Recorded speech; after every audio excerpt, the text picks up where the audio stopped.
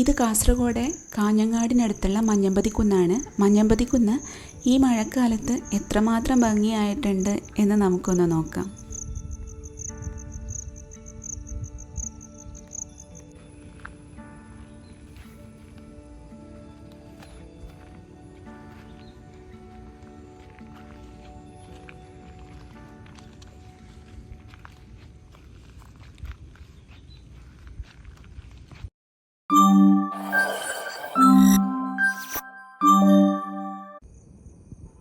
കാരണം മുൻപ് വേനൽക്കാലത്ത് ഉണങ്ങി വരേണ്ട പുല്ലുകളുമായി ചെറുതായിട്ടിങ്ങനെ മഞ്ഞ് മൂടിക്കിടക്കുന്ന മഞ്ഞമ്പതിക്കുന്നിൻ്റെ വീഡിയോ ഞാൻ ചാനലിട്ടിട്ടുണ്ടായിരുന്നു.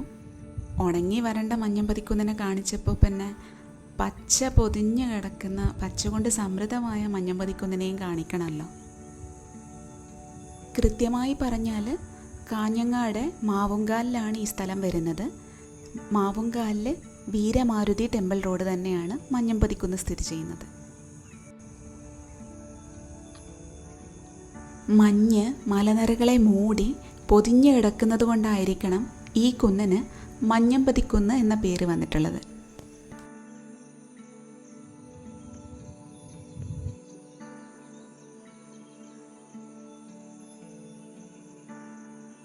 അങ്ങ് ദൂരെ കാണുന്നില്ലേ ഒരു കണ്ണാടി ചില്ല് പോലെ തെളിഞ്ഞു കാണുന്ന ആ പുഴയാണ് കാര്യങ്കോട് പുഴ. കാസർഗോഡിലെ വെള്ളരിക്കുണ്ട്, ഹോസ്ദുർഗ്, പയ്യന്നൂർ താലൂക്കുകളിൽ കൂടിയാണ് കാര്യങ്കോട് പുഴ ഒഴുകുന്നത്. തേജസ്വിനി പുഴയെന്നും പറയപ്പെടുന്നുണ്ട്.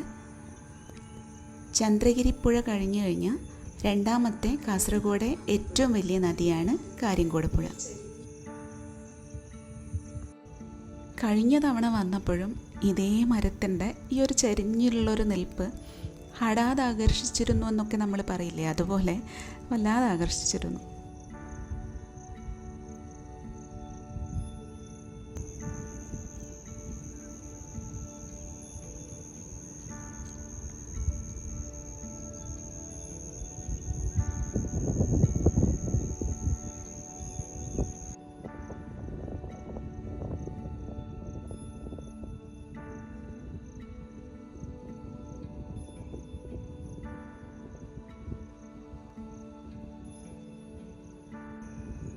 ആ മലമുകളിലായിട്ട് കാണുന്നതാണ് വീരമാരുതി ക്ഷേത്രം.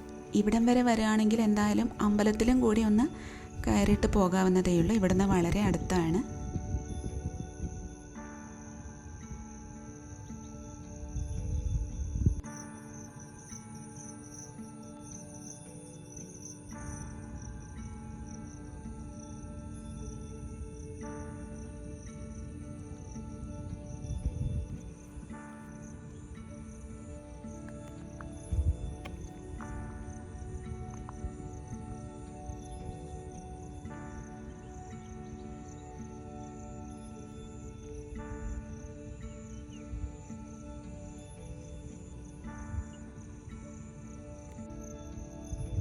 മഞ്ഞമ്പതിക്കുന്നിൻ്റെ ഒരു പ്രത്യേകതയാണ് ഇവിടെ നിന്ന് നമുക്ക് 360 ഡിഗ്രി വ്യൂ കാണാൻ പറ്റും എന്നുള്ളത്. ഒരു ഭാഗത്ത് നിന്ന സൂര്യോദയവും അതിൻ്റെ ഓപ്പോസിറ്റ് ഭാഗത്ത് സൂര്യാസ്തമയവും കാണാൻ പറ്റും.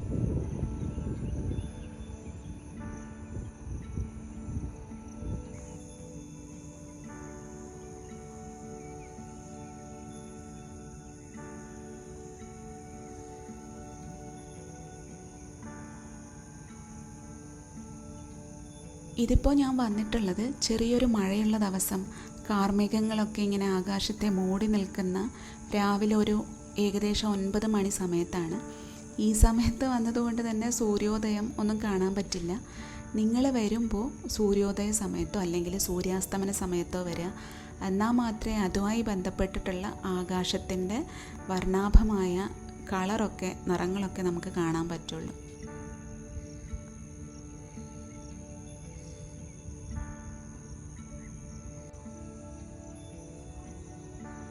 ഇപ്പോൾ ഇങ്ങനെ ചെറുതായിട്ട് മഞ്ഞ് മൂടിയിട്ടുണ്ട്. പക്ഷേ കുറച്ച് നേരത്തെ ആണെങ്കിൽ അതിരാവിലൊക്കെ ആണെങ്കിൽ നന്നായിട്ട് മഞ്ഞിങ്ങനെ മൂടി നിൽക്കുന്ന കാഴ്ച നമുക്ക് കാണാൻ പറ്റുമായിരുന്നു.